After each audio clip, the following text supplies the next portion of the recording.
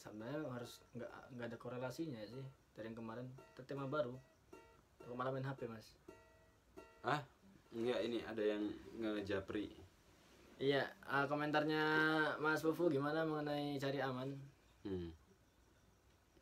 Itu kan, kalau kita Oh enggak, dia dari tadi dari awal sama sekarang itu diam.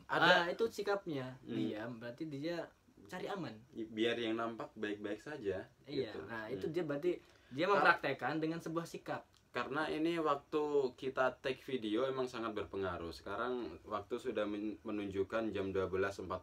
Karena kemampuan berpikir kita emang agak menurun karena sebentar lagi kita biasanya udah nyampe jam tidur. Kalau kita kemampuan berpikir Anda tuh setinggi apa sih kok ngomong menurun nih?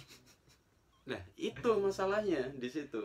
Kalau kita lumayan masih keluar kosakatanya, tapi dia cari aman. Cari aman. Tuh kan? Lebih baik diam daripada kentut. Diterusin ya sih kayak gini. Ini kayaknya jangan diupload deh. Enggak mas, jadi gini sebenarnya nggak usah diupload yang ini sumpah. Enggak sebenarnya kita kan YouTube-nya kan itu mengajak orang-orang absurd untuk mendengarkan. Tapi tidak menutup kemungkinan juga orang-orang yang intelektual itu mendengarkan obrolan kita. Untuk apa? Untuk mencari orang-orang bodoh seperti kita. Biar mereka semakin pede gitu. Nah. Jadi orang-orang yang sudah melampaui batas dalam keilmuannya itu, tapi kalau menonton kita semakin pede, ternyata sangat unggul ya dibanding mereka kalau yang melampaui batas keilmuan itu menurut saya nggak ada. Karena itu sudah termaktub. Termaktub. Tapi kalau saya mau membunyikan nanti dia komentar setelah ini. Apa sih podcast kok ada dalilnya?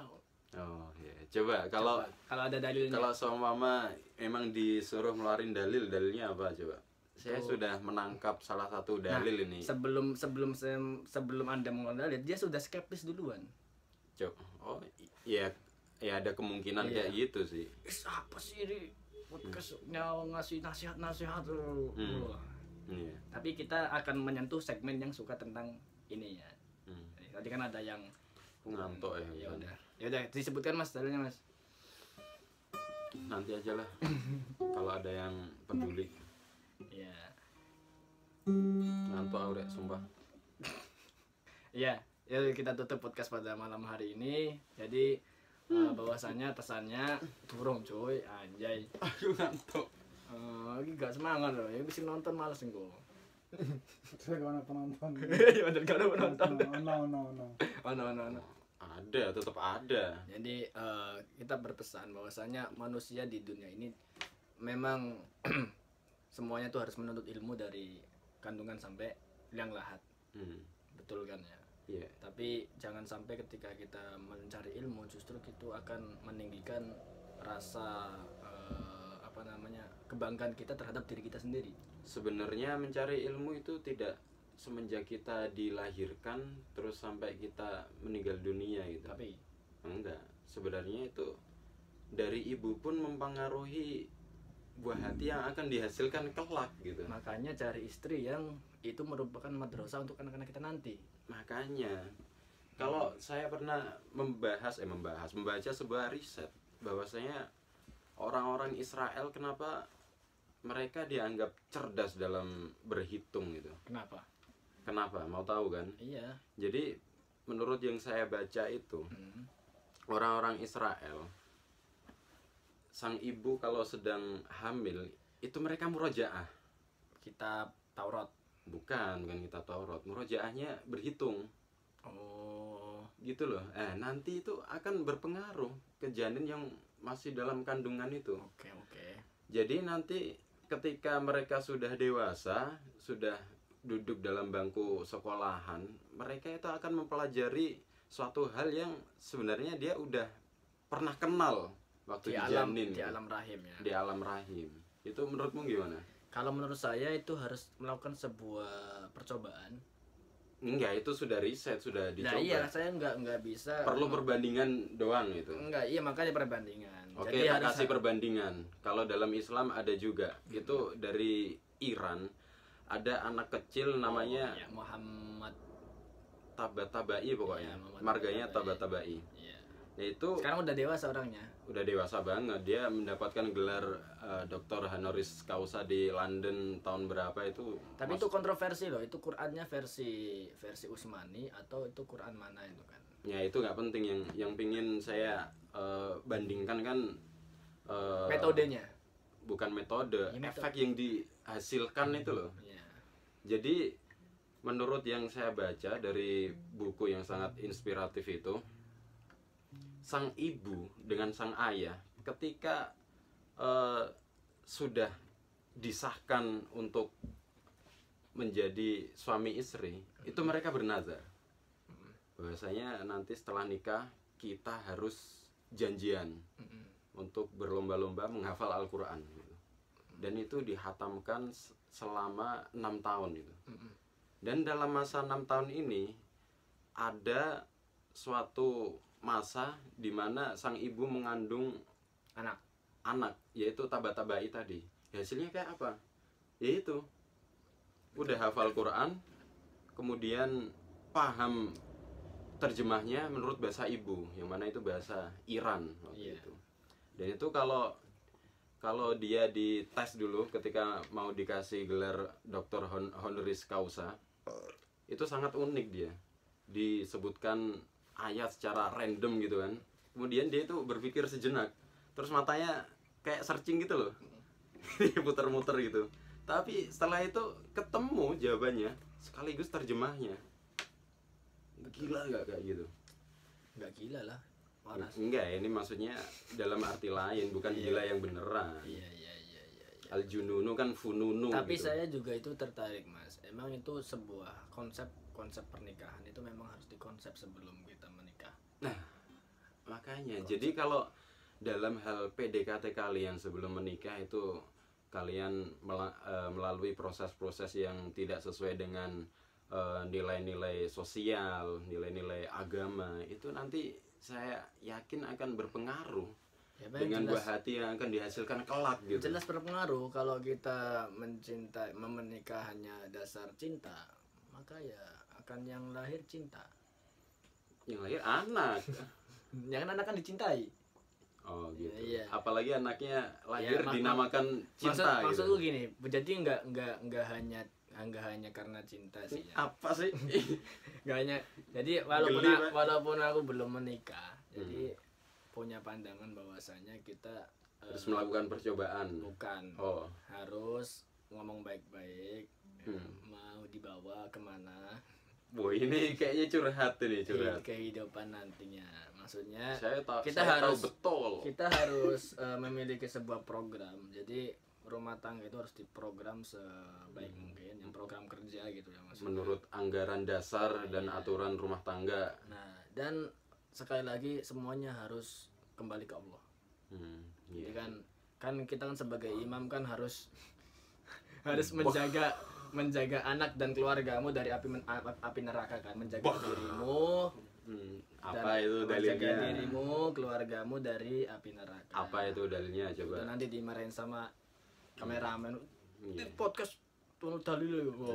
Saya mau masuk mas. Oh, masuk Mas. Silakan, Mas. Itu Jadi masuk dulu itu loh Mas. Hah? Masuk, kasihan mau masuk. Ya terakhir kali sebelum saya tidur Iya. karena sudah malam. Silakan. ini sebenarnya saya udah ngantuk kok malah Anda Iya. baru gabung Nah, gitu loh. terakhir Ya, silakan. akhir statement dari kameramen bahwasanya hubungan karakter dengan cari aman Ya.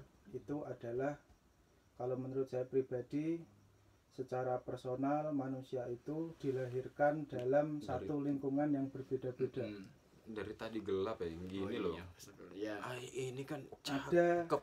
segolongan orang yang dilahirkan dari keluarga yang keras atau yang pemberani, atau dilahirkan dari keluarga yang lemah lembut atau bagaimana, yang dimana itu membentuk karakter mereka. Ya iya. Kemudian ketika dewasa, ini cari aman ini sering dilakukan oleh orang-orang yang tidak mau menambah masalah.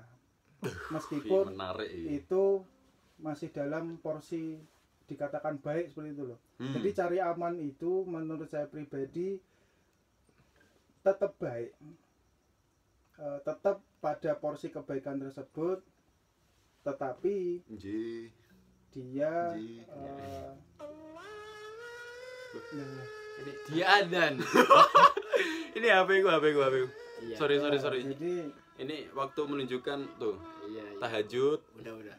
tapi tidak merugikan dia, maksudnya saya ingat sekali nasihat dari Al-Maghfurlah Kiai Sahal bahwasanya menjadi orang baik itu mudah. Kita akan tetap bisa dikatakan baik, tetapi jika kita bermanfaat pada orang lain butuh perjuangan. Jadi ketika kita cari aman, saya rasa ini fair-fair saja, baik-baik saja, oke-oke saja, tetapi tidak akan ada surprise di balik itu. Jadi Tidak ada hal yang istimewa gitu. ya, jadi istilah cari aman itu ya menurut saya Lempeng aja gitu. ya lempeng. Kita cari aman, kita tidak akan ada perubahan.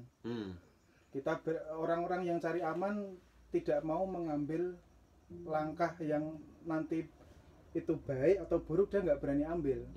Ya itu kan bisa dikatakan boleh, bisa dikatakan salah, kan kita nggak bisa menuntut. Termasuk saya sendiri, saya adalah orang yang suka cari aman. Tadi gitu. berbicara Husain Toba-Tobai, bahwasanya beliau salah satu ulama terkemuka dalam golongan Syiah, di mana Pak Quraisy Shihab itu dikatakan Syiah, sering digosipkan orang-orang itu sebagai orang Syiah, karena dalam tafsir Al-Misbahnya seringkali mengutip tafsir yang dikarang oleh Husain Toba-Tobai. Jadi padahal Pak Quraisy ini seneng gitu loh. Loh ini anak kok cerdas ini, pemikirannya kok seperti ini. Ya itu dengan mengambil pemikiran Husain Toba-Tobai itu Pak Quraisy dicap Syiah, padahal beliau ini salah satu orang yang berani kan seperti itu. Berani mengungkapkan pendapat. Dan seperti Pak Quraisy ini sering dihujat orang. Sebenarnya saya kan juga nangis dalam hati, ini Pak Quraisy ini dokter lulusan Al-Azhar kon itu sapa no? Ini bukan sembarang ulama, bukan ulama yang main-main, tapi dihujat. Nah, sini kan saya tidak mengumpulkan pendapat di media sosial, ini kan cari aman sebenarnya. 4 menit. Cuman saya kembalikan kepada teman-teman yang kan seperti halnya Kiai Haji Miftahul Akhyar, saya dengar beliau pro dengan adanya FPI, karena dengan adanya FPI berarti FPI ini mengambil alih gitu loh, fungsi dari NU, bukan mengambil alih sih, ngewangi NU dalam memberantas nahi mungkar. Iya, pernah dengar itu. Jadi ulama-ulama yang sejuk-sejuk itu amar ma'ruf, lah yang keras-keras yang itu ngegas-ngegas nahi itu. mungkar. Jadi seimbang itu udah ya. Dunia ini kan sebenarnya sudah pada porsinya. Ya ada maling, ya ada orang yang cari aman, ada orang baik, ada koruptor, itu kan semua sebenarnya sudah Sunnatullah. Walan tajida li sunnatillahi. Ya, jadi kalau cari aman tadi kita kembali kepada nasihat Kiai Sahal bahwasanya jadi orang baik itu gampang. Tinggal diam aja kita baik. Tetapi ketika kita mau bermanfaat bagi orang lain maka itu butuh perjuangan. Wah, 5 menit luar biasa. Itu sekaligus menutup. Ini dia enggak kayak Anda. Hah? Dia enggak berbelit-belit. Duh. Tadi Anda muter-muter lapangan dulu kan. Yang mana? Dari menit 1 sampai menit 25 itu muter-muter ya. Karena hostnya kurang profesional. Enggak, memang kita di sini membagi itu apa namanya? Membagi jobnya masing-masing. Tuh kan, dia ngomong kayak gini aja lama. Dia udah pengen tidur. Ya, kita akan Pengen diliatin kayaknya dia ini. Udah tadi kan udah muter kamera. Astagfirullahaladzim. Ya, makasih. Nanti kita akan lanjut lagi di podcast yang ke-6. Jadi tetap terus pantengin terus YouTube kami. Jangan lupa untuk ngajak teman-temannya berpikiran absurd dan pada porsinya masing-masing. Pada porsinya masing-masing. Iya, bebas. Oh iya. Iya, bebas. Mau ngapain bebas. Biqadri uqulihim gitu ya. Iya, itu maksud saya. Iya, oke. Sesuai porsinya. Ya. Assalamualaikum warahmatullahi wabarakatuh. Ih, penutupannya kok gak menarik sih? Ya wis tadi. Oh. kayak mikir dulu lama terus ternyata assalamualaikum warahmatullahi wabarakatuh. Ya kan? Assalamualaikum itu kan semoga. Iya, maksudnya ente Anda itu kayak mau menyampaikan sesuatu kemudian tidak menemukan, kemudian langsung assalamualaikum, kita pamit gitu. Itu kan merupakan